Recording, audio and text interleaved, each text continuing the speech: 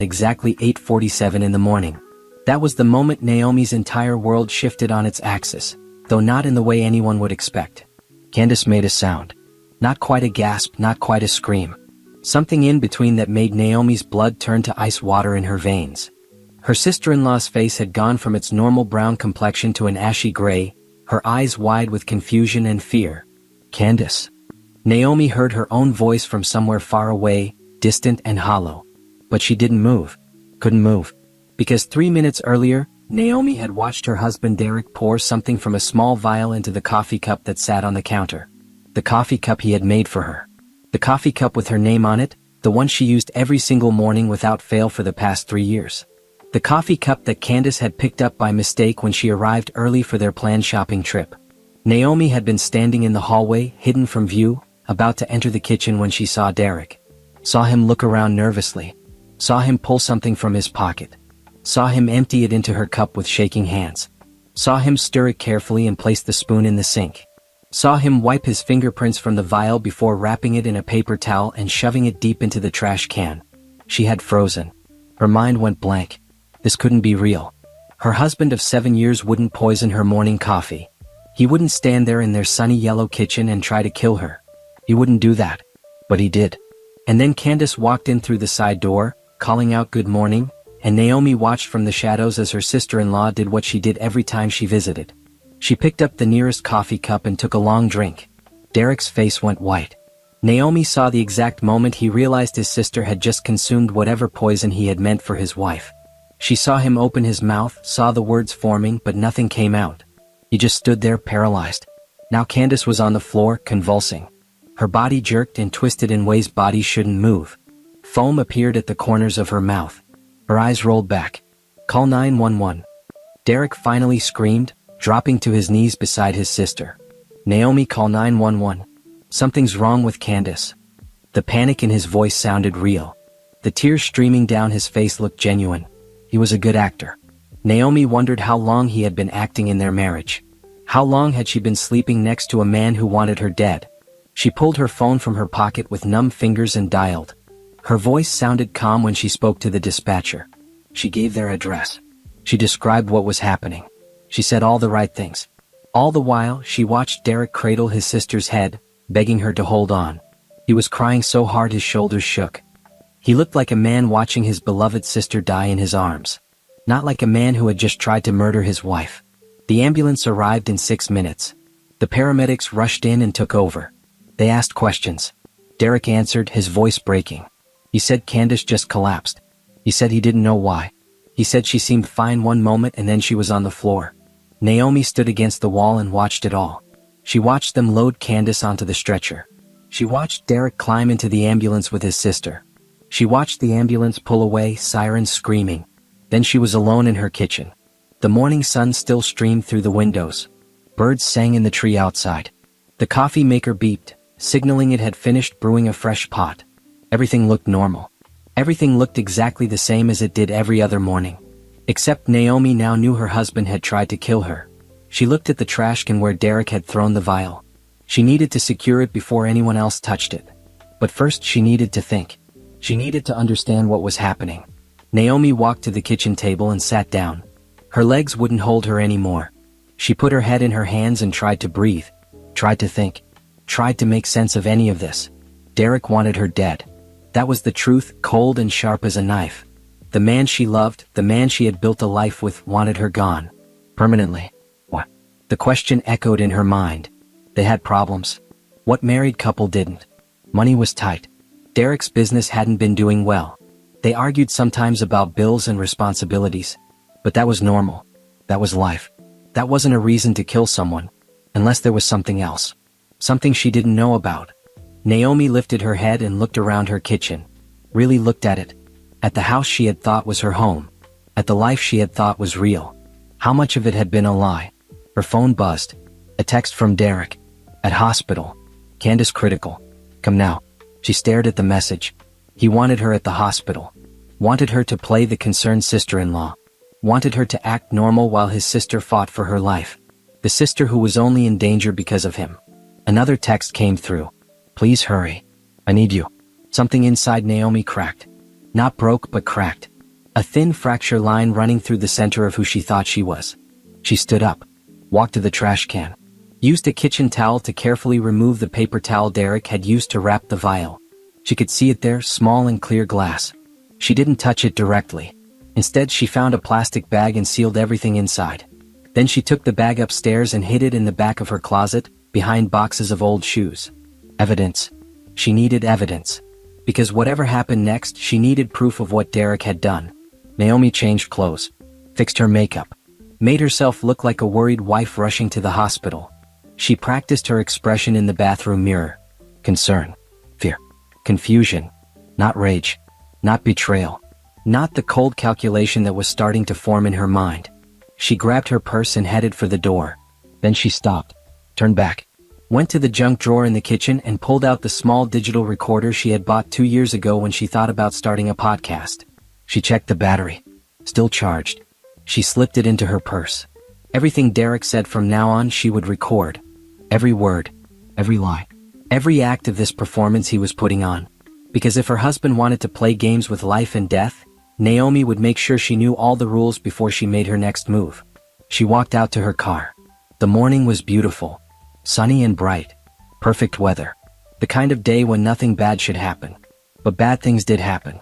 They happened in sunny kitchens with yellow walls. They happened when you weren't looking. They happened when you trusted the wrong person. Naomi started her car and headed toward the hospital. Toward her husband who had tried to kill her. Toward his sister who drank poison meant for someone else. And with every mile she drove, the crack inside her grew a little wider. The woman she had been this morning was disappearing. Someone else was taking her place. Someone who understood that mercy was a luxury she could no longer afford. Someone who knew that revenge wasn't about anger. It was about justice. Someone who would make sure Derek paid for what he had done. Not with violence. Not with more poison. But with something far more devastating. The complete and total destruction of everything he held dear. Starting with his freedom. The hospital smelled like disinfectant and fear. Naomi had always hated hospitals, but today the smell seemed particularly sharp. It cut through the fog in her brain and reminded her that this was real. This was actually happening. She found Derek in the emergency waiting room. He sat hunched forward in a plastic chair, his head in his hands. When he heard her footsteps, he looked up. His eyes were red and swollen. His face was a mask of anguish. "Naomi," he said, his voice cracking. He stood and reached for her. She let him pull her into a hug. Let him hold her while his body shook with sobs. She stood there in his arms and felt nothing but cold calculation. This was the same man who had poisoned her coffee less than 2 hours ago. The same man who had planned her death. Now he was crying on her shoulder because his sister had taken the poison instead. Was he sad about Candace? Or was he scared he would get caught? "They won't tell me anything," Derek said into her hair. They took her back immediately. She was seizing in the ambulance. They said something about her heart rate being dangerously high. They asked me what she took, what she ate, if she had any allergies. I didn't know what to tell them. She just collapsed, Naomi. She just fell. Such a good liar. Such a convincing performance. Naomi pulled back and looked at his face. Did they say if she's going to be okay? They don't know yet. They're running tests, trying to figure out what happened. Derek wiped his eyes. This doesn't make any sense. Candace is healthy. She's only 32. People don't just collapse like that. Sometimes they do, Naomi said carefully. Medical emergencies can happen to anyone. But what could cause this? She was fine. She was laughing and talking about the shopping trip you two had planned. And then, he stopped, his face crumbling again. God, Naomi. What if she doesn't make it? What if my sister dies? There was real fear in his voice now.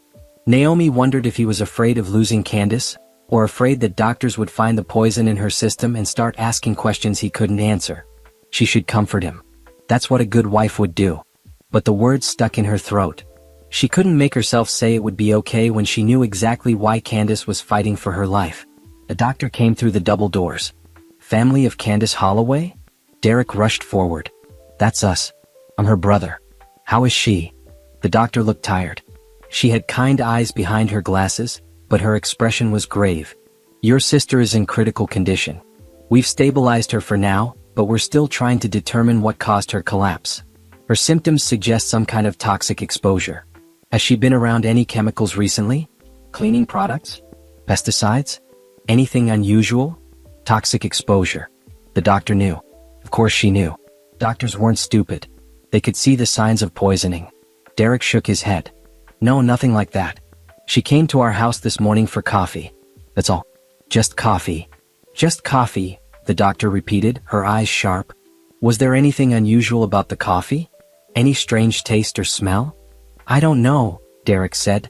I didn't drink any. It was just regular coffee from our coffee maker. We use it every morning. There's nothing wrong with it. The doctor nodded slowly. We're going to need to keep your sister here for observation. We're running a full toxicology panel to see if we can identify what's in her system. In the meantime, I need you to bring me anything she consumed this morning. The coffee, anything she ate, any medication she takes. We need to test everything. Naomi watched Derek's face go pale. Of course, he said. Whatever you need. I'll go home right now and get everything. Actually, Naomi heard herself say, why don't I go? You should stay here with Candace. I know where everything is at the house. Derek turned to look at her. For just a second, something flickered in his eyes. Fear? Suspicion? It was gone too fast to tell. Are you sure? I can go. I'm sure, Naomi said firmly. You need to be here when Candace wakes up. I'll bring everything back. The doctor gave them instructions on what to collect and how to preserve it. Naomi listened carefully, committing every word to memory. This was evidence. This was how they would figure out what Derek had done. And Derek couldn't stop her from turning it over to the hospital without looking guilty. She left him in the waiting room and walked back to her car. Once inside, she sat for a moment, hands on the steering wheel, breathing deeply. This was her chance. Derek was at the hospital. The house was empty. She could search without him watching. She could find whatever else he was hiding. The drive home took 15 minutes. Naomi spent every second planning. She would collect what the doctor asked for, but she would also look for other things. Bank statements, phone records, anything that might explain why Derek wanted her dead. Money problems, she thought. It always came back to money. Their business had been struggling for months. Derek's company designed websites for small businesses, but clients had dried up after the economy shifted. They had been living on her salary from the nursing home where she worked, and it wasn't enough to cover all their bills. But killing her wouldn't solve that problem. Unless the life insurance policy. Naomi's stomach dropped. They had taken out policies on each other 3 years ago when they bought the house. Standard stuff, their financial advisor had said. Just in case something happened to one of them. The surviving spouse would get enough money to pay off the mortgage and have some cushion. How much was the policy worth?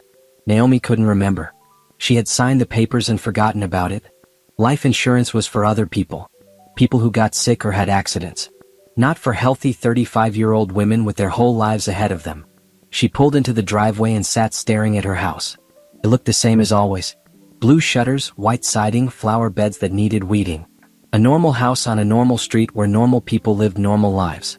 Except there was nothing normal about what had happened this morning. Naomi got out of the car and unlocked the front door. The house was quiet. Empty. She stood in the entryway and listened to the silence. How many times had she come home to this exact moment? Hundreds? Thousands? And she had never once felt afraid. She felt afraid now.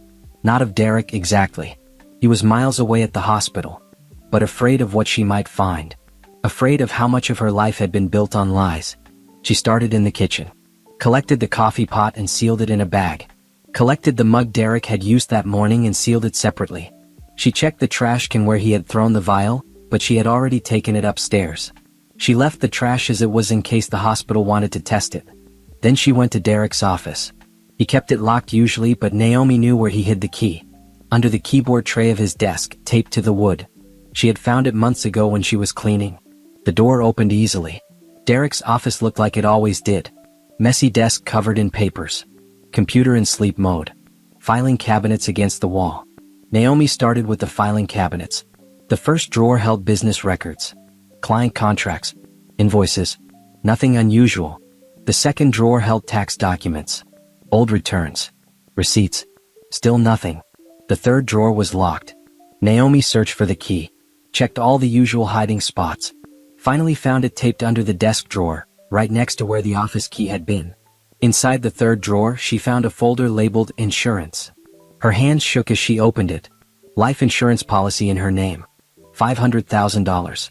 The policy had been updated 6 months ago. Before, it had been for $100,000. Derek had increased it without telling her. 500,000 reasons to want her dead. Naomi sat down hard in Derek's desk chair. $500,000. That would pay off the house, the business loans, the credit cards.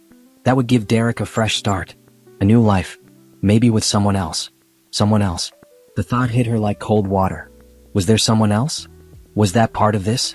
Not just the money but another woman? Someone Derek wanted to be with instead of her? She turned on his computer. Tried his password. His birthday. Wrong. Her birthday. Wrong. Their anniversary. Wrong. What else would Derek use? She thought about what mattered to him. His business. His car. She typed in the name of his company. Launchpad Designs. The computer unlocked. Naomi pulled up his email. Started scrolling. Business emails. Spam. Nothing unusual. Then she checked his sent folder. Looked at the emails from the past few months. And there it was. Messages to someone named Heather Coleman. Lots of messages. Naomi clicked on the first one. Read 3 sentences. Felt her stomach turn. They were having an affair. Derek and this Heather woman. The emails were explicit. Detailed. They talked about being together. About Derek leaving Naomi. About starting over. The most recent email was from 2 days ago. Heather asking when Derek was going to file for divorce. Derek responding that he was working on it. That he had a plan. That everything would be resolved soon. A plan. His plan was murder. His plan was poison in her coffee and an insurance payout and a new life with Heather. Naomi forced herself to keep reading. To gather every piece of information she could. She forwarded several emails to her own account. Downloaded the whole folder. Copied it to a USB drive she found in Derek's desk. Then she checked his search history. Found exactly what she expected. Searches for untraceable poisons. Searches for how to make death look natural. Searches for life insurance investigation timeline. He had planned this. Carefully. Methodically. This wasn't a crime of passion. This was calculated murder. Naomi's phone rang. Derek's number. She let it go to voicemail. He called again immediately. This time she answered. Where are you? Derek's voice was tight with stress. The doctor is waiting for those samples. I'm collecting everything now, Naomi said calmly. I'll be there in 20 minutes. Okay. Good. Hurry. He paused. Hey Naomi? I love you. You know that, right? The words should have meant something. Should have touched her heart. Instead they made her want to scream. I know, she said. I'll be there soon. She hung up and sat in the silence of Derek's office. Surrounded by evidence of his betrayal. Evidence of his plan to kill her. But he had made a mistake. He had poisoned the wrong person. And now Naomi had time. Time to think. Time to plan. Time to make sure Derek never got the chance to hurt her or anyone else ever again. She just had to be smart about it. Patient. Careful. She could do that. She had learned from the best after all. From Derek himself, who had shown her that behind a loving smile, a person could hide anything. Even murder. Naomi delivered the samples to the hospital and spent the next 3 hours sitting in the waiting room with Derek. He held her hand and cried. He called his parents and told them what happened. He paced the halls and drank bad coffee from the vending machine. He played the role of devoted brother perfectly. She watched him and saw nothing but a stranger. Around 6 in the evening the doctor came out again. Candace was stable but still unconscious. The toxicology reports would take another 24 hours. They were keeping her in intensive care. You two should go home, the doctor said. Get some rest. We'll call if anything changes. Derek didn't want to leave, but Naomi convinced him. She said he needed to sleep, to eat something, to take care of himself. She said Candace would want that. All the right words. All the things a caring wife would say. They drove home in silence. Derek looked exhausted. His face was gray. His hands shook on the steering wheel. Good, Naomi thought. Let him be scared. Let him worry about what the doctors will find. Let him wonder if his plan is going to unravel. At home, Derek went straight to the shower. Naomi heard the water running and knew this was her chance. She had maybe 10 minutes before he came back downstairs. She went back to his office. Locked the door behind her. Turned on his computer again. This time she went deeper. Looked at his banking records. Found transfers she didn't recognize. Money moving from their joint account to a new account in only Derek's name. Small amounts over several months. 500 here. 1,000 there. Adding up to almost $30,000 that he had hidden from her. Her money. Her nursing salary that paid their bills. Money she had earned with long shifts and overtime. Money she thought was going toward their future together. Derek had been stealing from her to fund his affair. Naomi wanted to scream. Wanted to break something. But she kept her breathing steady and continued searching. Downloaded bank statements. Copied everything to her USB drive. She checked his phone records next. Found them in a folder labeled wireless bills. Saw hundreds of calls and texts to the same number. Heather's number, she assumed. Late night calls. Calls during work hours. Calls when Derek said he was meeting clients or working late. All lies. Every excuse. Every late night. All lies. The shower shut off upstairs. Naomi quickly logged out of the computer and slipped the USB drive into her pocket. She left Derek's office and was in the kitchen making tea when he came downstairs in sweatpants and a t-shirt. "Want some?" she asked, holding up her mug. He nodded and sat at the kitchen table. He looked lost. Broken. She almost felt sorry for him. Almost. "I keep thinking about Candace," Derek said quietly. "About how she just fell. How one minute she was fine and the next." He trailed off, shaking his head. "What if that had been you? What if you had collapsed like that?" The irony wasn't lost on Naomi. "But it wasn't me," she said carefully. "It was Candace.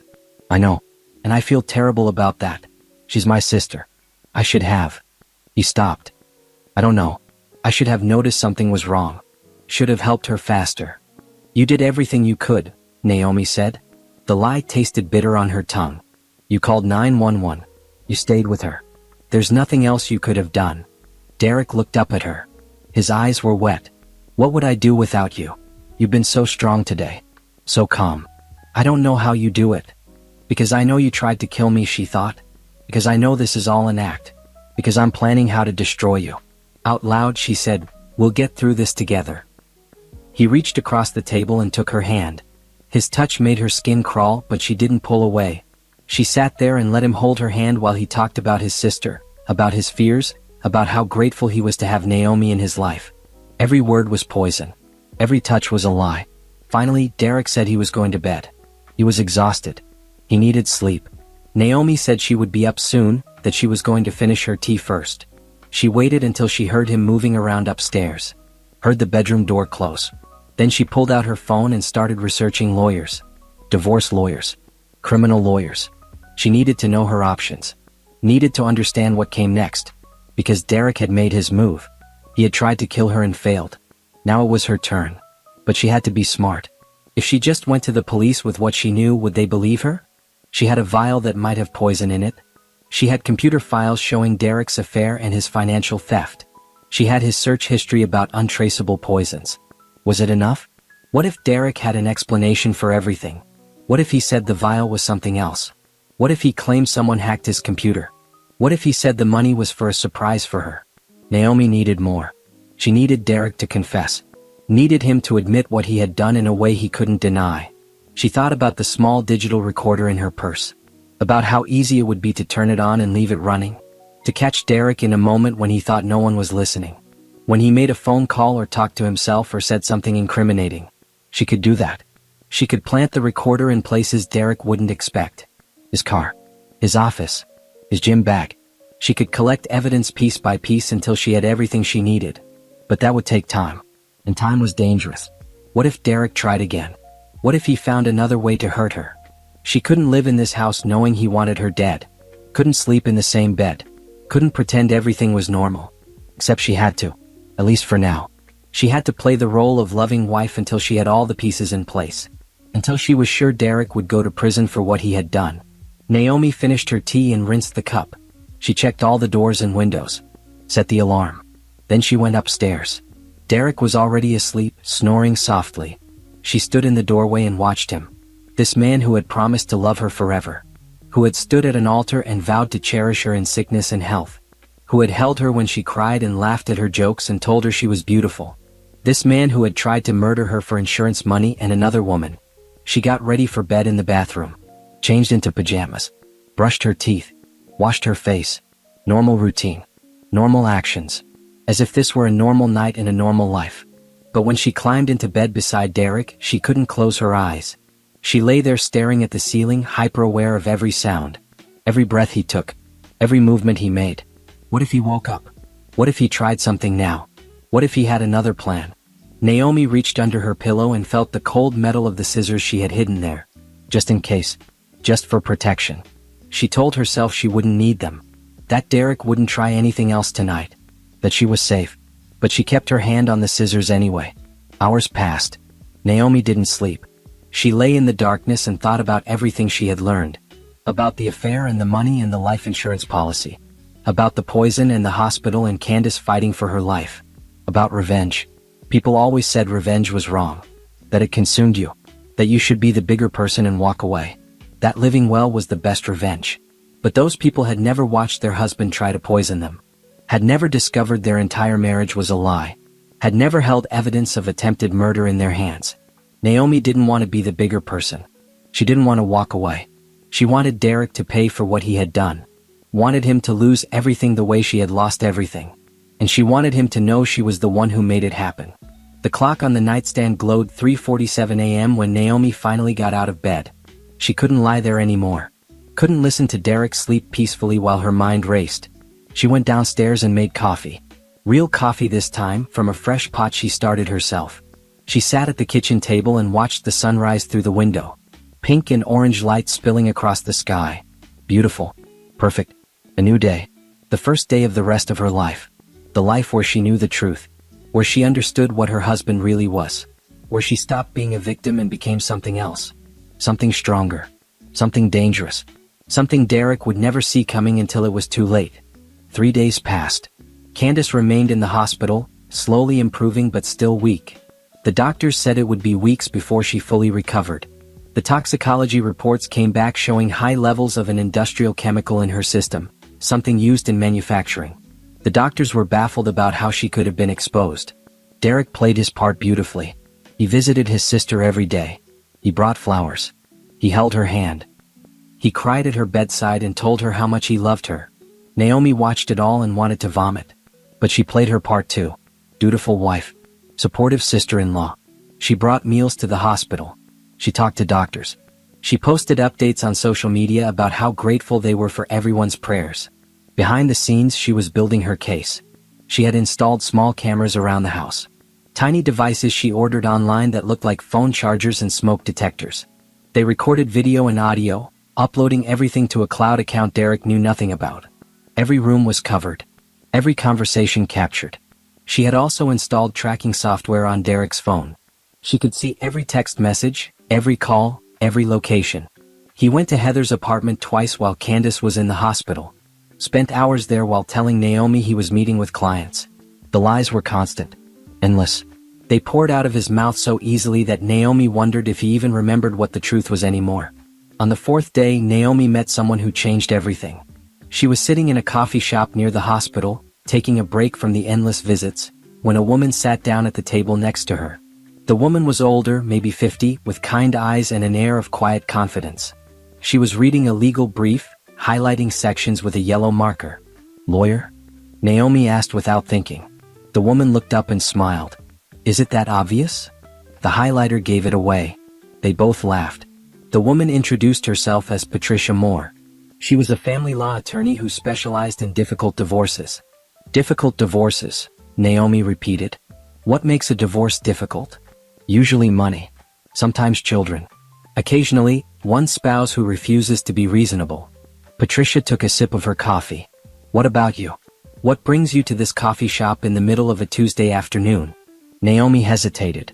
She didn't know this woman. Shouldn't trust her. But something about Patricia's face made her want to talk. Made her want to ask questions she couldn't ask anyone else. Hypothetically, Naomi said slowly, "What would you tell someone who discovered their spouse was trying to kill them?" Patricia's expression didn't change. She just nodded thoughtfully. "Hypothetically, I would tell that person to go to the police immediately. Attempted murder is a criminal matter, not a civil one. And if the person wanted to make sure the spouse went to prison? Wanted to make absolutely certain there was enough evidence? Then I would say that person needs to be very careful. Gathering evidence is one thing. Putting yourself in danger is another." Patricia studied Naomi's face. "Is this hypothetical situation about someone you know?" "Maybe." They sat in silence for a moment. Then Patricia reached into her bag and pulled out a business card. "If your friend ever needs legal advice, tell them to call me. First consultation is free. And everything said in that consultation is protected by attorney-client privilege. Naomi took the card. Patricia Moore, attorney at law. Family law specialist. There was a phone number and an email address. Thank you, Naomi said quietly. Your friend should also know that in cases like this, timing is everything. The longer someone waits, the more dangerous it becomes. If someone really tried to kill your friend, they might try again. Patricia closed her brief and stood up. Tell your friend to be safe. And to call me soon. She left. Naomi sat alone with the business card in her hand, thinking about what Patricia had said.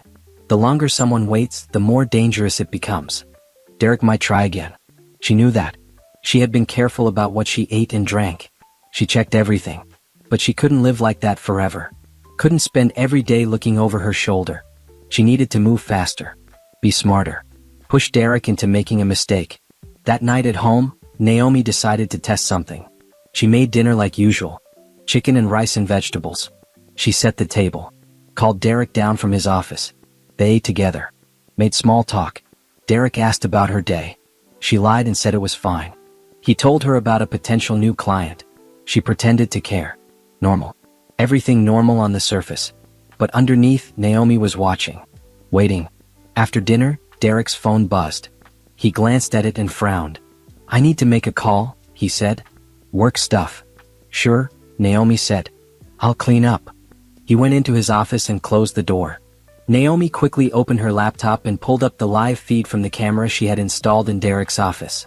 She could see him sitting at his desk. Could hear every word he said. The call wasn't about work. It was Heather.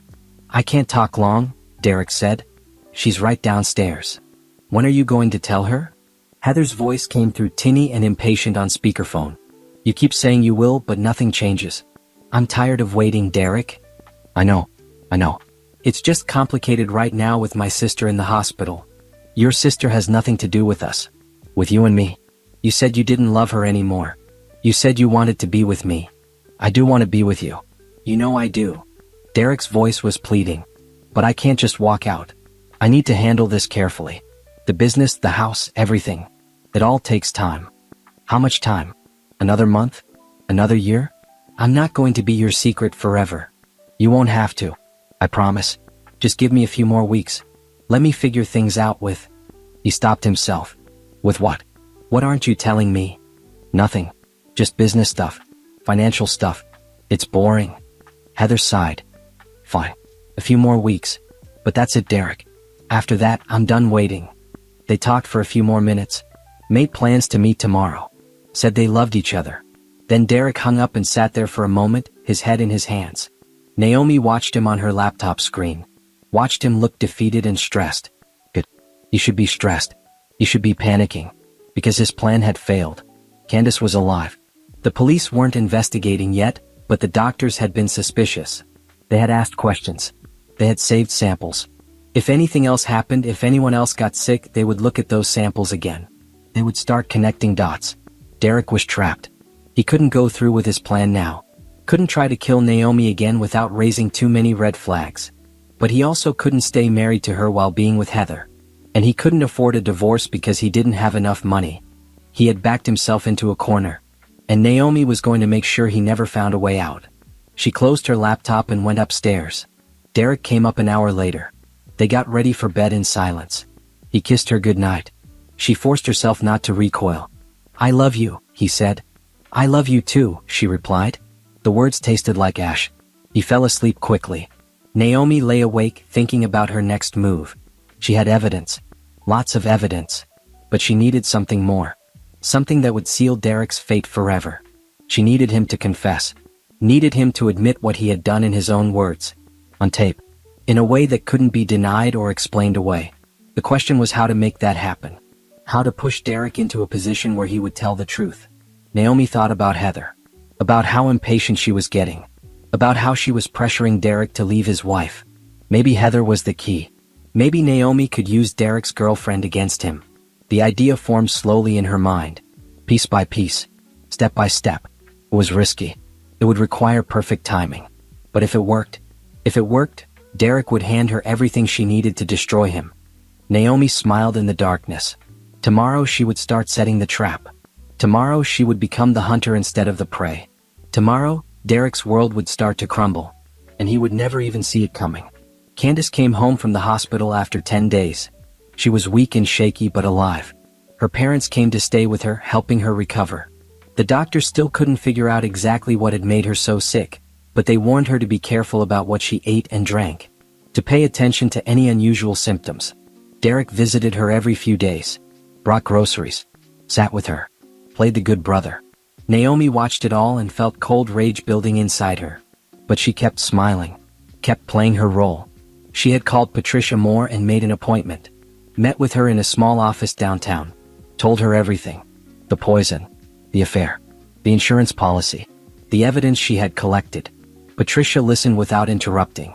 When Naomi finished, the lawyer sat back in her chair and let out a long breath. "This is one of the worst cases I've ever heard," Patricia said. "Your husband tried to commit murder. He needs to be in prison." "That's what I want," Naomi said. "But I want to make sure he actually goes there. I want enough evidence that he can't lie his way out of it." "You have a lot of evidence already. The vial, the computer files, the recordings, the financial documents." Patricia tapped her pen against her desk. "But what you don't have is proof that Derek intended to kill you specifically. A defense lawyer could argue the poison was meant for something else, that the computer searches were research for a book or a TV show, that the affair is irrelevant. So what do I need? A confession. Something where Derek admits in his own words that he tried to kill you, that he put poison in your coffee with the intent to collect on your life insurance." "How do I get that?" Patricia leaned forward. "You make him think he got away with it. You make him comfortable. And then you ask him about it directly while recording the conversation. He might lie at first, but if you push the right way he might slip up. Might say something incriminating. That's dangerous." "Yes, it is. Which is why I'm also going to recommend you file for divorce immediately and move out of that house. Get somewhere safe. Let the police handle the criminal investigation." But Naomi shook her head. "If I leave now, Derek will know something is wrong. He'll destroy evidence. He'll prepare a defense. I need him to think everything is fine, that he's in control. Naomi, this man tried to murder you. He could try again. He won't. He's too scared right now. Too worried about what happened to Candace. He thinks he got lucky that the doctors didn't figure it out. He's not going to risk another attempt." Naomi met Patricia's eyes. "But I need you to hold on to all the evidence I've collected. Something happens to me, I need someone who knows the truth, who can make sure Derek pays." Patricia agreed reluctantly. They spent the next hour going over legal strategies. Patricia explained how the divorce would work, how the criminal charges would proceed, what Naomi could expect in terms of timeline and outcome. When Naomi left the lawyer's office, she felt stronger, more focused. She had a plan. She had help. She had everything she needed except the confession. That night, she decided to start pushing Derek, to test how much pressure he could take before he broke. "I've been thinking," she said over dinner, "about life insurance." Derek's fork stopped halfway to his mouth. "What about it?" "Just that it's morbid, you know? Planning for someone to die. I know we have policies on each other, but I was thinking maybe we should cancel them. Use that money for something else." "Cancel them?" Derek's voice was careful. Too careful. "Why would we do that?" "Because we're young and healthy. We don't need life insurance yet. We could use the premium money for something fun. A vacation. Home renovations. Something we can enjoy together." Derek set down his fork. "That's not how life insurance works, Naomi. You don't just cancel it because you feel like it. What if something did happen? What if one of us got sick or had an accident? The whole point is to have that safety net." "I guess. It just feels weird to me now. After what happened to Candace. Made me think about mortality and stuff." Naomi pushed food around on her plate. "How much is my policy worth anyway?" "I can't remember. I don't know.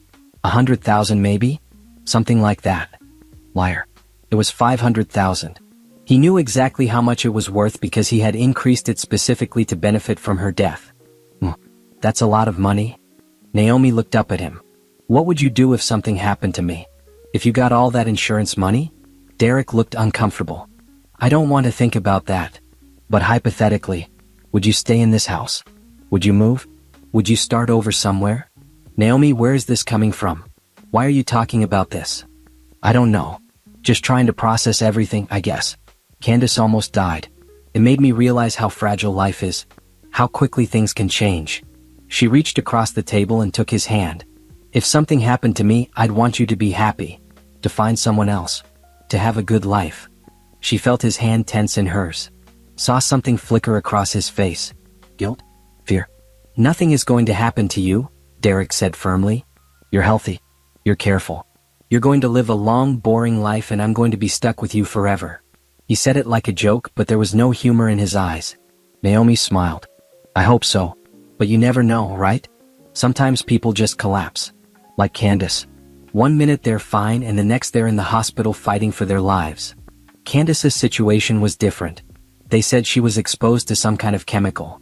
That's not going to happen to you. How can you be sure? Because I just am. Derek pulled his hand back and stood up. I'm not hungry anymore. I'm going to go work for a while. He left the kitchen. Naomi heard his office door close. Art. Almost a slam. Good. She had rattled him.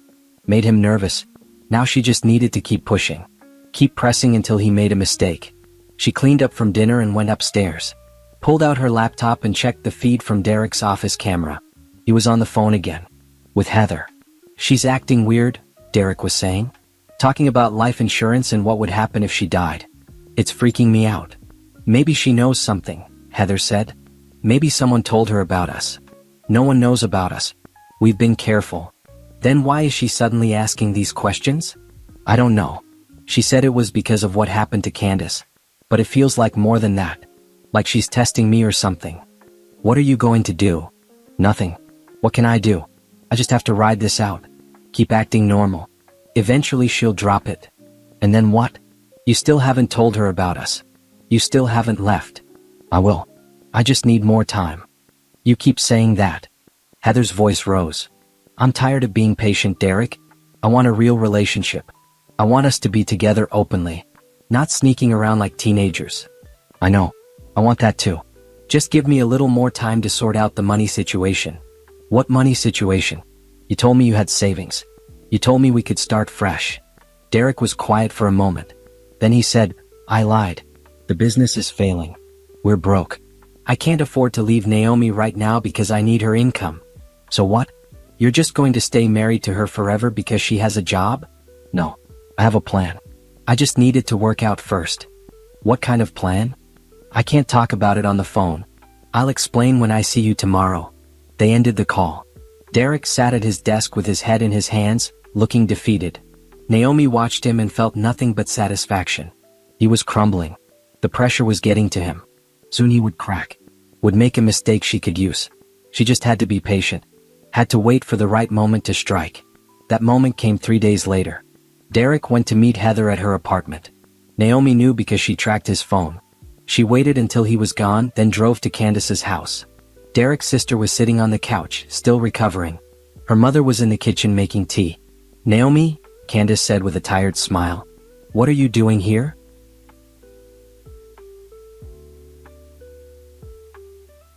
I wanted to check on you.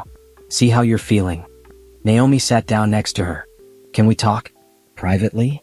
Candace's mother went upstairs, leaving them alone. Naomi turned to her sister-in-law and took a deep breath. I need to ask you something, Naomi said quietly.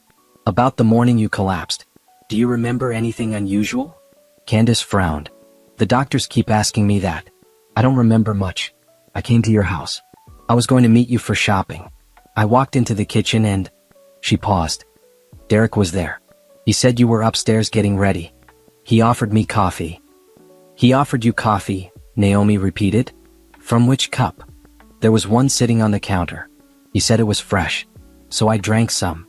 Candace's face paled. What? What are you thinking? Naomi hesitated. She hadn't planned to tell Candace the truth. Hadn't wanted to drag her into this. But looking at Derek's sister, seeing how weak and sick she still was, Naomi couldn't keep lying. That coffee was mine, Naomi said slowly. Derek made it for me. In my special cup that I use every morning. And I think he put something in it. Candace stared at her. What? No. Derek wouldn't. He wouldn't do that. Wouldn't he? He's my brother. He loves me. He would never hurt me. He didn't mean to hurt you. He meant to hurt me. Naomi pulled out her phone and showed Candace some of the evidence she had collected. The life insurance documents. The affair emails. The computer search history. Candace read through it all, her face going from pale to gray. When she finished, she looked up at Naomi with tears in her eyes. "He tried to kill you," she whispered. "And I drank the poison instead. I'm so sorry, Candace. I never meant for you to get hurt. If I had known what he was planning..." "It's not your fault." Candace's voice was hollow. "It's his. My brother tried to commit murder." They sat in silence for a long moment. Then Candace said, "What are you going to do?" "I'm going to make sure he goes to prison. But I need your help." "Anything. Tell me what you need." Naomi explained her plan. It was risky and required Candace to lie to her own brother. But when Naomi finished, Candace nodded. "I'll do it," she said. "He deserves to pay for what he did. Not just to you but to me. To our whole family." They spent the next hour going over details. By the time Naomi left, they had a strategy. A way to trap Derek into confessing everything. Would happen soon. Within days. And when it did, Derek's lies would finally catch up with him. The hunter was about to become the hunted. And he would never see it coming until the trap snapped closed around him. Candace called Derek 2 days later. She said she wanted to talk to him. Needed to understand what had happened to her. The doctors had told her about the poison, and she was confused and scared. Would he come over? Derek agreed immediately. He told Naomi he was going to visit his sister, that Candace needed support. Naomi kissed him goodbye and said she understood. She said she hoped Candace would feel better soon. Then she got in her car and drove to Candace's house through a different route.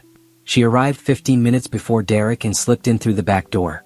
Candace's parents were out just as they had planned. The house was empty except for the 2 women. They set up the recording devices carefully. One in the living room where Candace would talk to Derek. One in the kitchen in case he went in there. Naomi positioned herself in the upstairs bedroom with her laptop, where she could see and hear everything through the cameras, but Derek wouldn't know she was there. Derek arrived right on time. Naomi watched on her screen as he walked into the living room and hugged his sister. He looked concerned. Loving. The perfect brother. "How are you feeling?" he asked, sitting down next to her. "Better. Weak still, but better." Candace's voice was steady. "Come. Derek, I need to ask you something. And I need you to be honest with me. Of course. Anything." "The doctor said I was poisoned. That someone exposed me to an industrial chemical. They said it was a lot, enough to kill me if I hadn't gotten to the hospital when I did." Candace looked at her brother. "Where would I have been exposed to something like that?" Derek shifted uncomfortably. "I don't know. Maybe at work? Or somewhere you went that day." "I didn't go anywhere that day except your house. I came straight there from my apartment." Candace paused. "I drank coffee from your kitchen. Coffee that was sitting on the counter." "Lots of people drink coffee, Candace. That doesn't mean anything." "Whose coffee was it, Derek?" I don't remember. Maybe mine." "You don't drink coffee in the morning. You hate the taste. You always have tea instead." Candace's voice was gentle. Patient.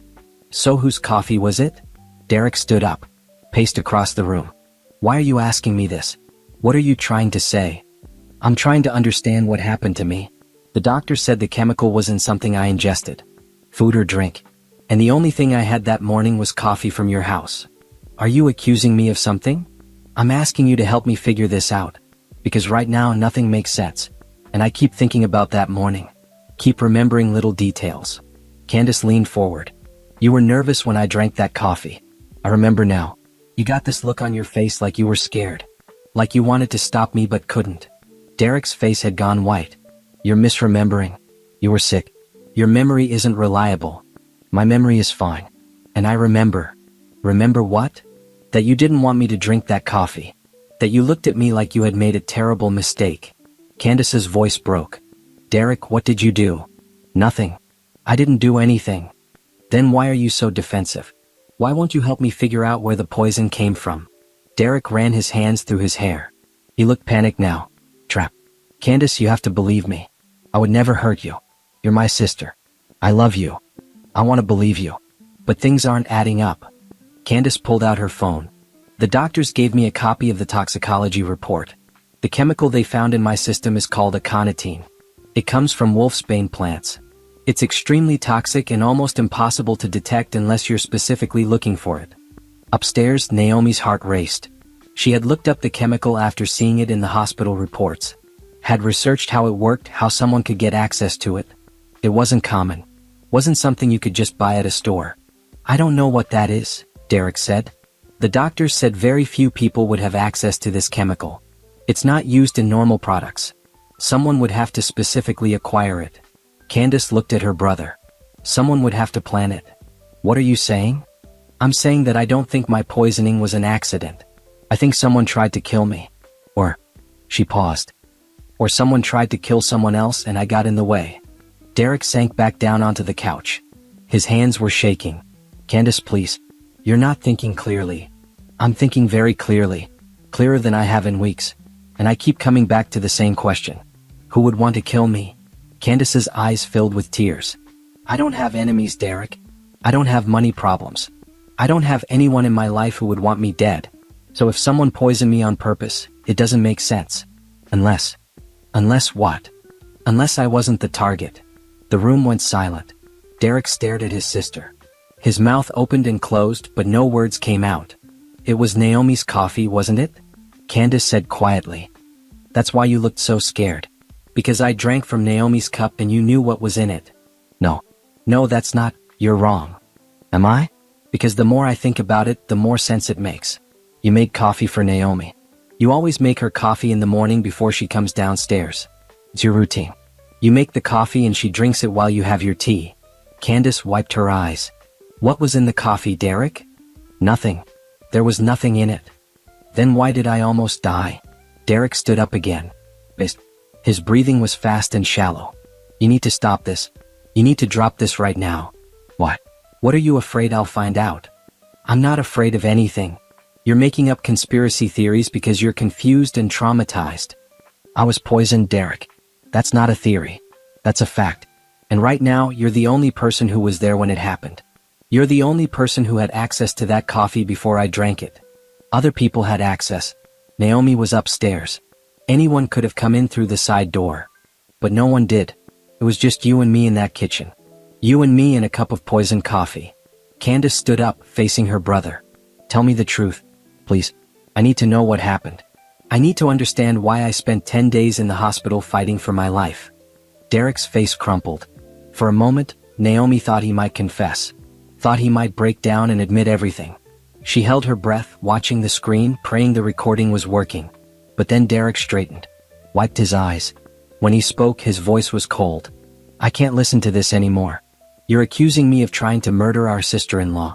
Do you know how crazy that sounds? Do you know what that would mean if it were true? I know exactly what it would mean. Then you also know I would never do something like that. Never. I'm your brother, Candace. I've protected you our whole lives. I've taken care of you. And now you're standing here accusing me of attempted murder? I'm not accusing you. I'm asking you to help me understand. There's nothing to understand. You got sick. It was terrible. But it wasn't my fault. Derek moved toward the door. I came here because I thought you needed support. Instead you're attacking me. I don't have to listen to this. Derek, wait. But he was already leaving. He slammed the front door behind him so hard the walls shook. Candace stood in the living room, tears streaming down her face.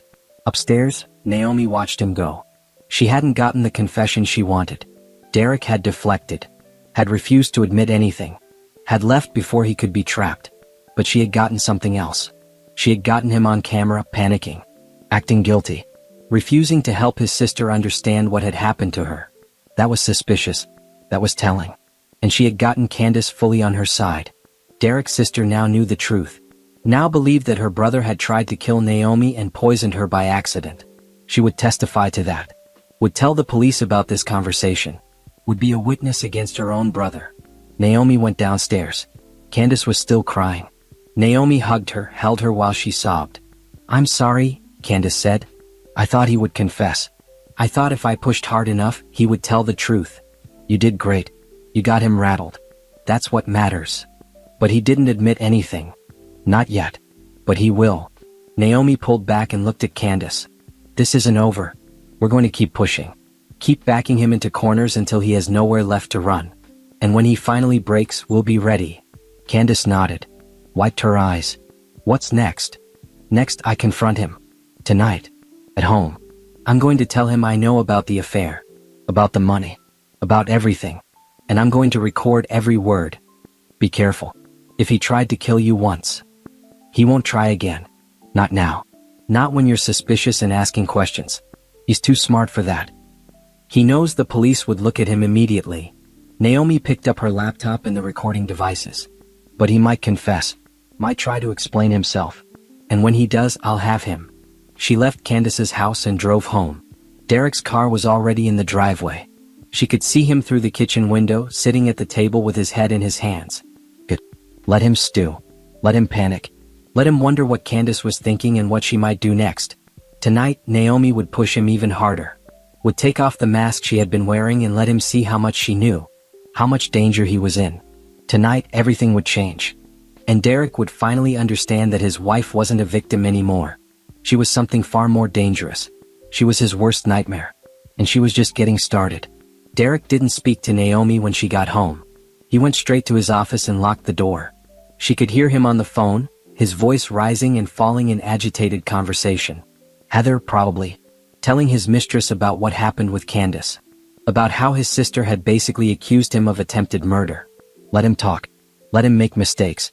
Every word was being recorded by the camera in his office. Naomi made dinner. Set the table. Called Derek down when the food was ready. He came reluctantly, his face drawn and tired.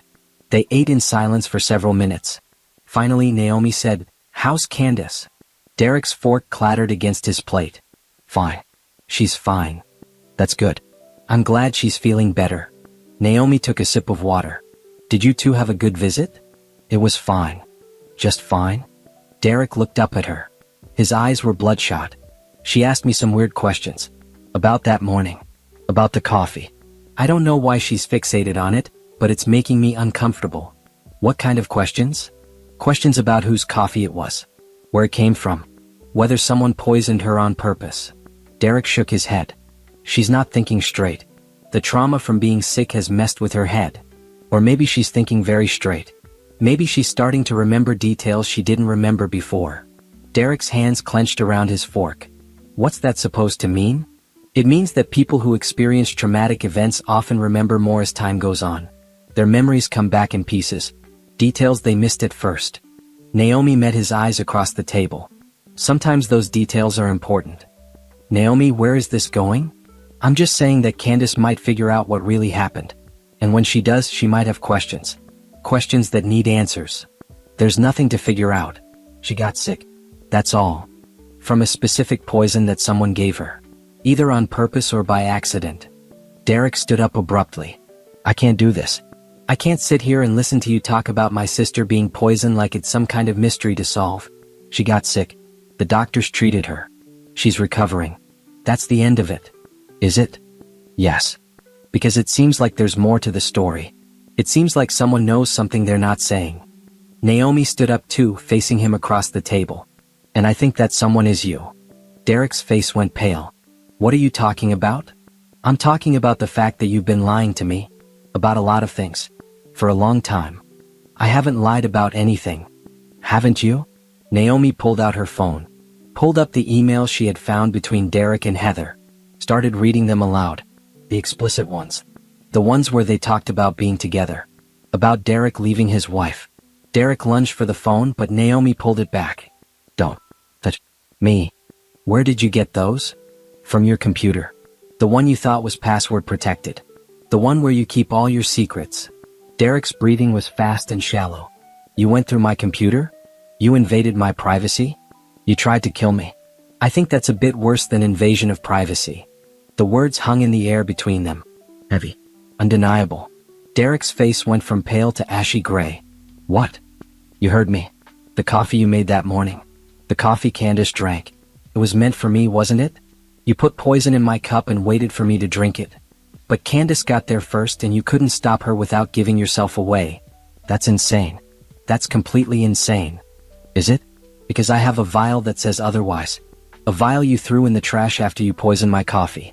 A vial that I'm sure is covered in your fingerprints. A vial that probably still has traces of the same chemical that nearly killed your sister." Derek stumbled backward. Hit the wall. His eyes were wild. "You can't prove anything." "I can prove everything. I have the vial. I have your computer history showing searches for untraceable poisons. I have emails to your mistress talking about how you need to get rid of me. I have bank statements showing you've been stealing money from our joint account. And I have a life insurance policy you increased without telling me. Naomi moved closer to him. I have everything, Derek. Every lie. Every betrayal. Every piece of evidence that proves you tried to murder me for money and another woman. No. No, this isn't. You don't understand. Then explain it to me. Make me understand why you tried to kill your wife. Derek slid down the wall until he was sitting on the floor. He put his head in his hands. I didn't mean for it to go this far. I didn't mean for any of this to happen. But it did happen. You made it happen. You chose to poison my coffee. You chose to try to kill me. I was desperate. The business is failing. We're drowning in debt. I couldn't see a way out. His voice was muffled by his hands. And then I met Heather and she made me feel alive again. Made me feel like I could be happy. But I couldn't afford to leave you. Couldn't afford to lose the house and split everything. The insurance money was the only way. There it was. The confession. Naomi's phone was in her pocket, recording every word. So you decided to kill me. I thought it would be easy. Painless. You wouldn't even know what happened. You'd just fall asleep and not wake up. Derek looked up at her, tears streaming down his face. But then Candace drank it instead and I panicked. I didn't know what to do. I couldn't tell the doctors what was wrong with her without admitting what I had done. I just had to hope she would survive. And if she hadn't? If your sister had died? I don't know. I don't know what I would have done. I've been living in a nightmare ever since that morning. Waiting for the police to show up. Waiting for someone to figure it out. He covered his face again. I'm sorry. I'm so sorry. I never wanted to hurt anyone. I just wanted a way out. Naomi felt nothing but cold satisfaction. She had it. The full confession. On tape. In his own words. A way out, she repeated. By murdering me. I know it's wrong. I know it's terrible. But I was drowning, Naomi. I couldn't breathe. Couldn't see any other option. There are always other options. Divorce. Bankruptcy. Honesty. But you chose murder instead. Derek looked up at her with red, swollen eyes. What are you going to do? I'm going to the police. I'm going to give them everything I have. And you're going to prison for attempted murder. Please. Please don't. I'll do anything. I'll leave. I'll sign over everything. The house, the business, all of it. Just don't turn me in. Why shouldn't I? You tried to kill me. Because I'm still your husband. Because we had 7 years together that meant something. Because somewhere deep down you still love me. Naomi laughed. A harsh, bitter sound. I don't love you. I don't even know you. The man I married doesn't exist. He never did. You're just a liar and a cheat and a would-be killer. She turned and walked toward the door. Derek scrambled to his feet. Where are you going? Somewhere you'll never find me. Somewhere safe.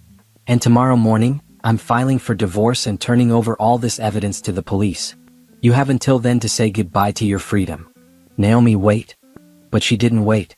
She grabbed her purse and her laptop and the USB drive she had hidden around the house. She walked out to her car and drove away without looking back. In her rearview mirror, she could see Derek standing in the driveway, illuminated by the porch light. He looked small. Defeated. Good. She drove to a hotel across town. Checked in under a false name. Paid cash. Once in her room, she called Patricia Moore and told her everything that had happened. The lawyer listened carefully and then gave Naomi instructions for the next day. File for divorce first thing in the morning. Turn over all evidence to the police. Get a restraining order. Move somewhere Derek couldn't find her. Start over. Start fresh. Start a new life free from lies and poison and betrayal. Naomi lay in the hotel bed and stared at the ceiling.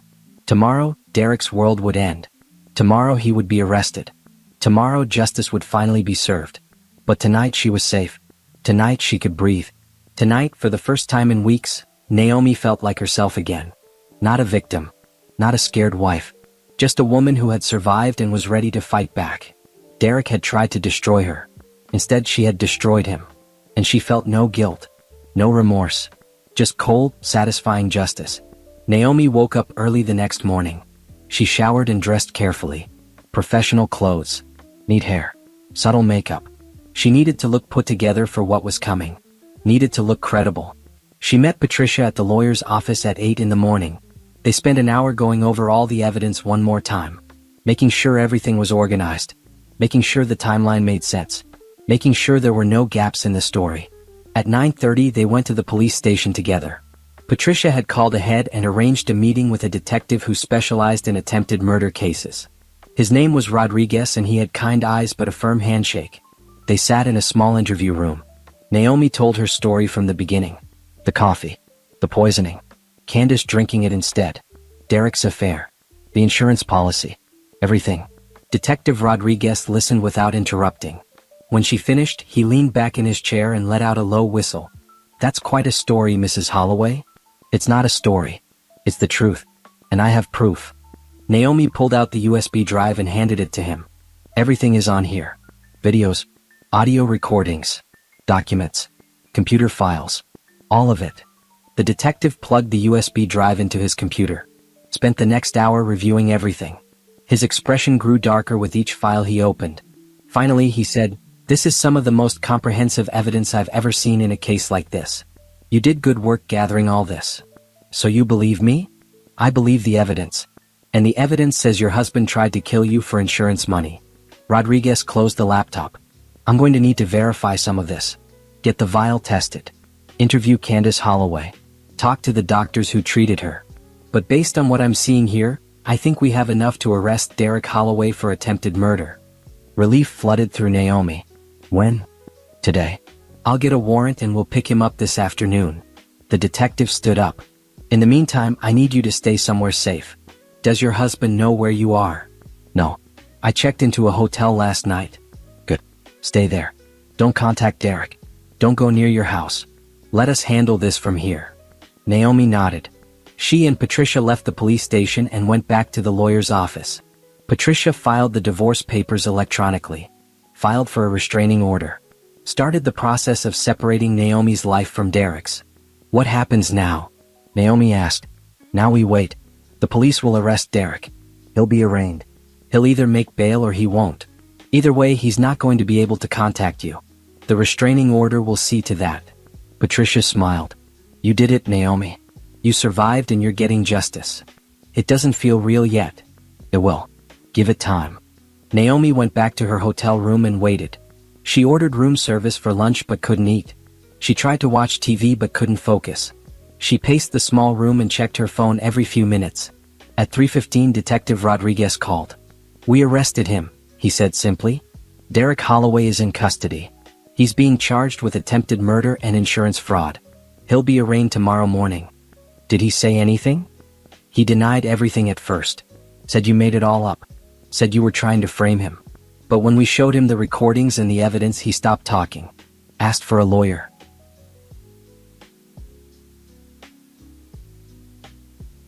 "Will he get bail?" "I don't think so. This is a serious charge. Attempted murder with premeditation. The judge isn't going to look kindly on that." Rodriguez paused. "You're safe now, Mrs. Holloway. He can't hurt you anymore." Naomi thanked him and hung up. She sat on the edge of the hotel bed and tried to process what had just happened. Derek was in jail. He was actually in jail. Arrested. Charged. Facing trial. It was over. The nightmare was finally over. She called Candace next. Derek's sister answered on the first ring. "Did they arrest him?" Candace asked immediately. "Yes. This afternoon. He's in custody." Candace was quiet for a moment. Then she said, "Good. He deserves it. He deserves to pay for what he did. I'm sorry you had to find out your brother is a monster. I'm sorry too. But at least now I know the truth. At least now I don't have to wonder anymore." Candace sighed. "Are you okay? How are you holding up?" "I don't know yet. Ask me again in a few days when this all sinks in." They talked for a few more minutes and then hung up. Naomi lay back on the bed and stared at the ceiling. She felt numb. Empty. Like someone had scooped out her insides and left just a shell behind.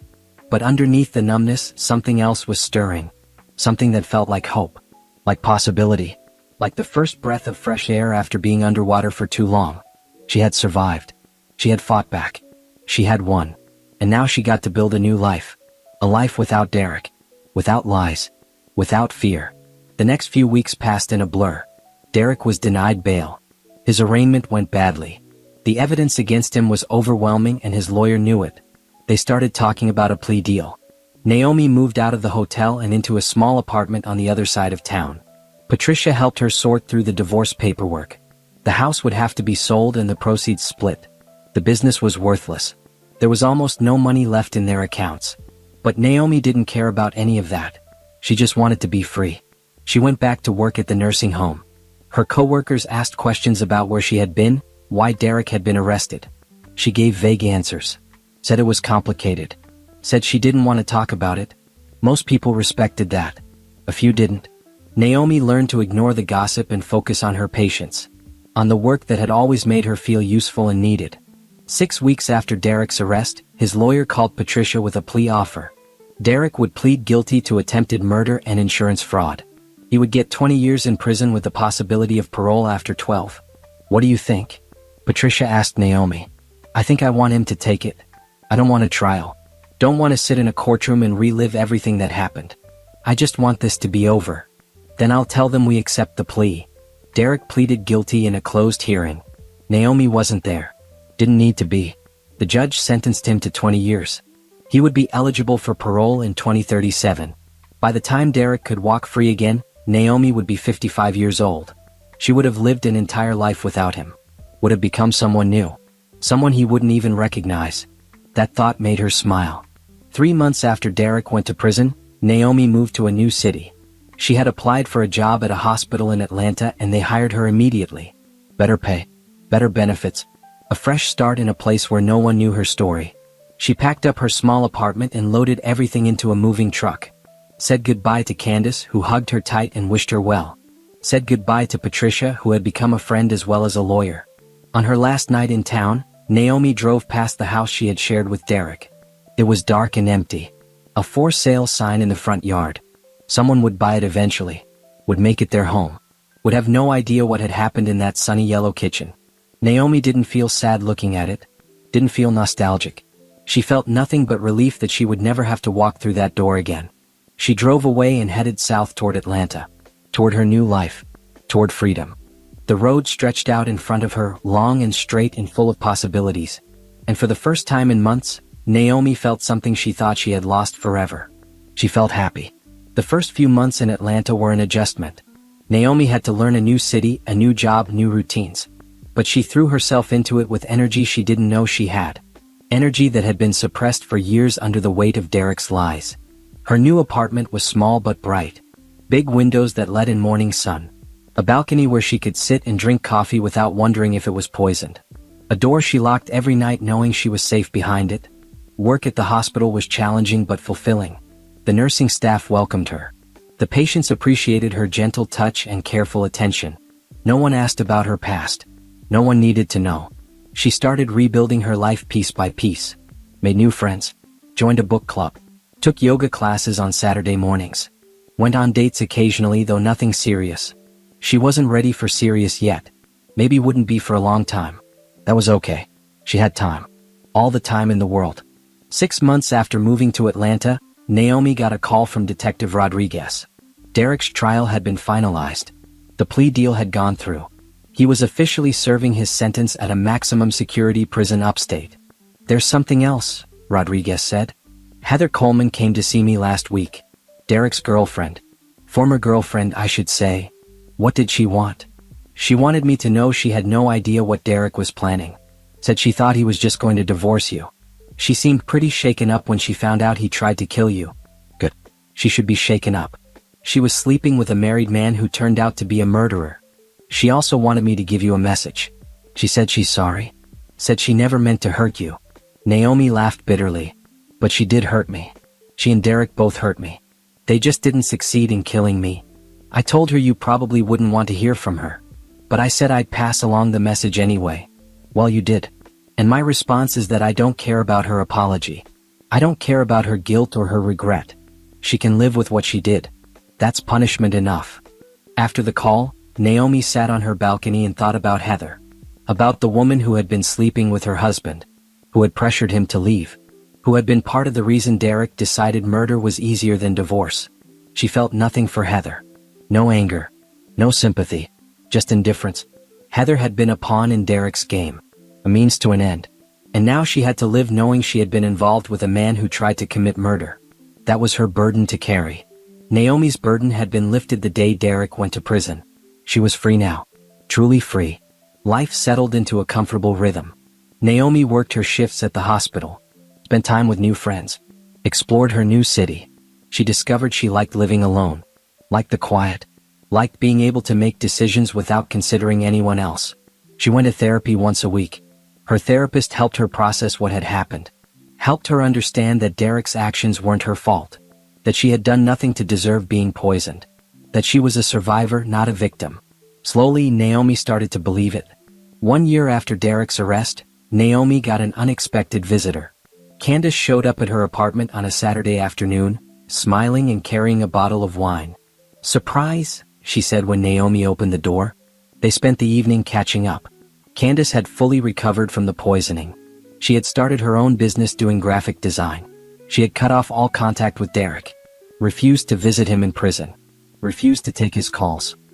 "He's not my brother anymore," Candace said firmly. "He stopped being my brother the day he tried to kill you.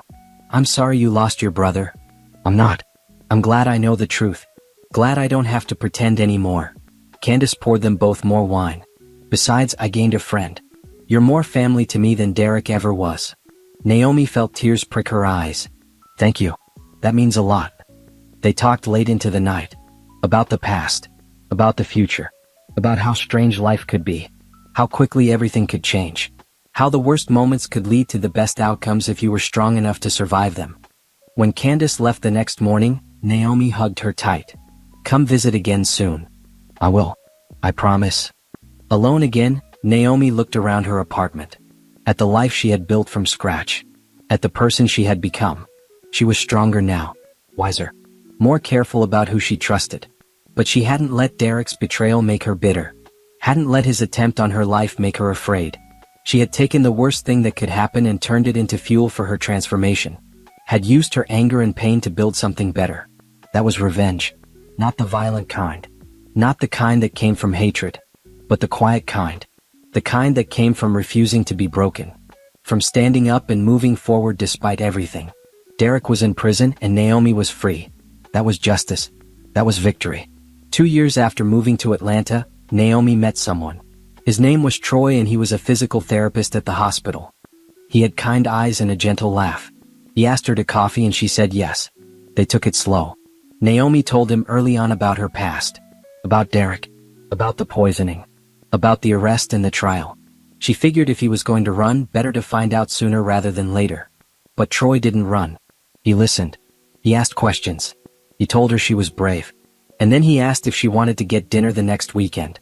She said yes to that too. It wasn't love. Not yet. But it was something. Connection. Possibility. Hope. And that was enough.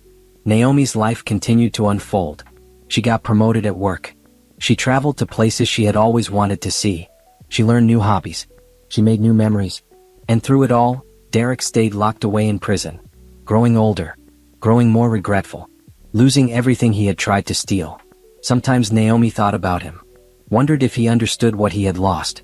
Wondered if he lay awake at night thinking about the choices he had made. The life he had thrown away for money and another woman. She hoped he did.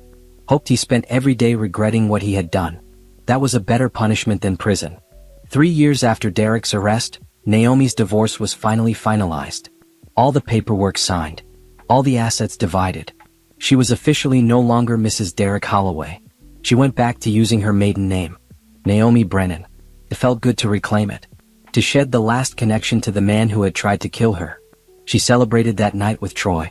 They went to a nice restaurant and toasted to new beginnings. To freedom. To the future. And when Troy asked if she wanted to move in with him, Naomi said yes. Not because she needed someone to take care of her. Not because she was afraid to be alone. But because she had healed enough to open her heart again. To trust again. To love again. Derek hadn't destroyed her. He had tried. He had come close. But she had survived. Had thrived. Had built a life so much better than the one he had tried to take from her. That was the ultimate revenge. Living well. Living freely. Living without him. And as Naomi fell asleep that night next to Troy in the home they now shared, she felt nothing but peace. The nightmare was over. The bad guys had lost. And she had won in every way that mattered. She was alive. She was happy. She was free. And Derek was rotting in prison, exactly where he belonged. Justice had been served. And Naomi's new life was just beginning. 5 years had passed since that terrible morning in the yellow kitchen. 5 years since Candace collapsed after drinking poisoned coffee. 5 years since Naomi's life exploded and then slowly, carefully, rebuilt itself into something better. Naomi stood in her new kitchen now, a world away from that old house. This kitchen had white cabinets and granite counters. A large window overlooking a garden where she grew herbs and vegetables. Morning light streamed through, painting everything in shades of gold and amber. Troy came up behind her and wrapped his arms around her waist. "Good morning," he said, kissing her cheek. "Good morning." They had been married for 6 months now. A small ceremony. Just close friends and family. Candace had been her maid of honor. Patricia had attended, beaming with pride at how far her former client had come. Naomi poured coffee from the pot she had just brewed, handed a cup to Troy and kept one for herself. She took a sip and smiled. It tasted perfect. No fear. No suspicion. Just coffee. "What are your plans today?" Troy asked. "I have a shift at the hospital this afternoon. This morning I'm meeting Candace for brunch. Tell her I said hi." "I will." Troy left for work. Naomi cleaned up the kitchen and got ready for her day. She looked at herself in the bathroom mirror and barely recognized the woman staring back. 5 years ago she had been exhausted and broken. Betrayed and poisoned. Living in fear. Now she was strong. Confident. Happy. She had gray streaks in her hair that she didn't bother to cover. Laugh lines around her eyes from smiling. A light in her face that had been missing for years. She met Candace at their favorite brunch spot downtown. They hugged and sat at their usual table by the window. "You look good," Candace said. "Really good." "So do you. Business must be going well." "It is. I just landed a contract with a major corporation. It's going to keep me busy for the next year." They ordered food and talked about work, about life, about everything and nothing. These brunches had become a monthly tradition. A way to stay connected despite the distance between their cities. Eventually the conversation turned to Derek. It usually did at some point. "I heard he's up for parole next year," Candace said quietly. Naomi nodded. She had gotten the same notification from the state. Derek would be eligible for parole after serving 7 years of his sentence. "Are you going to the hearing?" Candace asked. "I don't know yet. Patricia says I should. Says I should give a victim impact statement. Tell the parole board what he did to me and why he should stay in prison." Naomi stirred sugar into her tea. "But part of me doesn't want to see him again. Doesn't want to give him any more of my time or energy." "I understand that. I'm not going. I wrote a letter saying he shouldn't get parole, but I'm not sitting in that room with him." "How do you feel about it? About him possibly getting out?" Candace was quiet for a moment. "Honestly, I hope they keep him locked up for the full 20 years. He tried to kill you. He poisoned me. He destroyed our family. He doesn't deserve mercy." Naomi agreed. But she also knew the parole board would make their own decision. Would weigh factors she couldn't control. "If he does get out, he'll be deported," Naomi said. "He was born in Canada, remember? His conviction means he'll lose his permanent residency. They'll send him back." "Good. Let him start over in another country. Far away from us." They finished brunch and hugged goodbye. Naomi drove to the hospital thinking about Derek. About whether she should go to the parole hearing. About whether she needed that closure. She decided to talk to Troy about it that night. He would have good advice. He always did. At work, Naomi threw herself into her patients. She loved her job. Loved making a difference in people's lives. Loved being part of their healing journeys. One of her regular patients, an elderly woman named Mrs. Chin, asked her how she stayed so positive. How she always had a smile despite working such long hours in such a difficult job. Naomi thought about the question. "I guess I'm just grateful," she finally said. "Grateful to be alive. Grateful to have this opportunity. Grateful for every day I get." Mrs. Chin nodded knowingly. "You've been through something hard." "I have. But I survived. And that makes everything else easier." That night at home, Naomi told Troy about the parole hearing. About her uncertainty about attending. "What do you want to do?" Troy asked. "Not what you think you should do. What do you actually want?" Naomi considered. "I think I want to go. I think I need to look him in the eye one more time and tell him he didn't break me. That I'm happy now. That I won. Then go. I'll come with you if you want support." "You would do that?" "Of course. We're a team, remember?" 6 months later, Naomi sat in a small hearing room at the state prison. Troy was beside her, holding her hand. Patricia was on her other side. Candace had decided not to come, but she had written a letter that would be read aloud. The parole board filed in. 5 members, all looking tired and serious.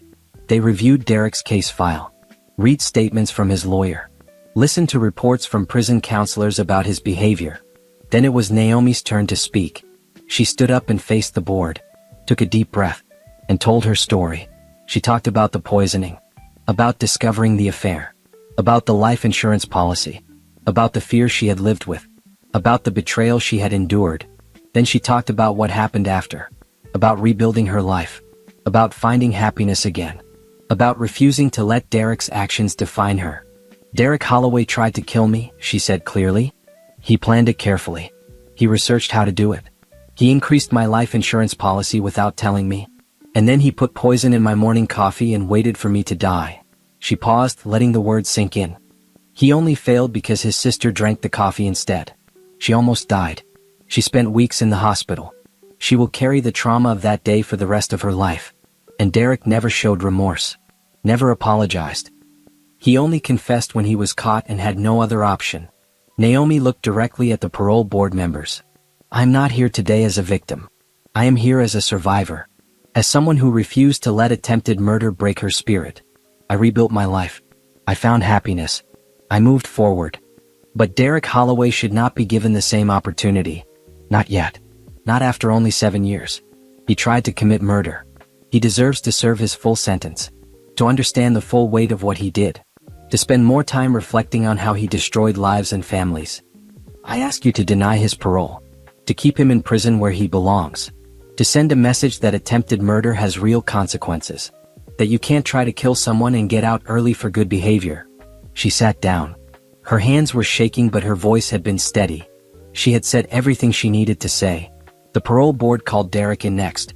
He was led into the room in handcuffs, wearing an orange jumpsuit. He looked older, thinner, gray at the temples. Prison had aged him. His eyes found Naomi's. She stared back, refusing to look away.